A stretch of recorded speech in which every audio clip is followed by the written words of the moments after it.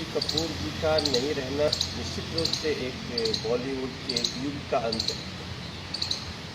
जैसे ही आप ऋषि कपूर साहब को याद करते हैं, एक हंसता खिलखिलाता, हर सिचुएशन में खुश रहने वाला, अपने वर्कर्स का, अपने सिनेमा के अन्य एम्प्लॉइयों का बहुत ध्यान रखने वाले, ऐसे थे हमारे ऋषि कपूर का।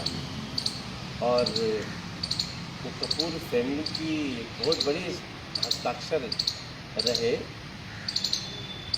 ऐसी कितनी बड़ी बड़ी फिल्में उन्होंने दी हैं।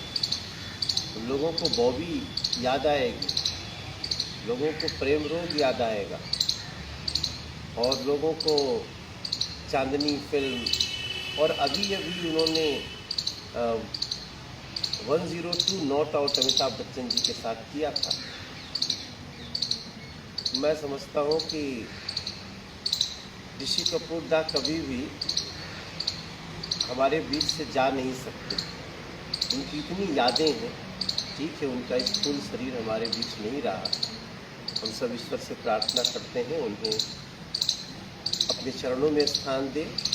ऋषि कपूर दा बहुत बड़े एग्जाम्पल थे इस मायने में कि उनको जो जो रोल दिया गया उन्होंने उसमें अपने को फिट कर लिया।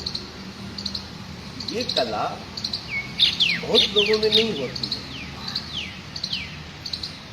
बहुत सारे लोग ऐसे होते हैं जो एक टाइट एक्टिंग करने लगते हैं, उनके लिए वैसा ही रोल ढूंढा जाता है।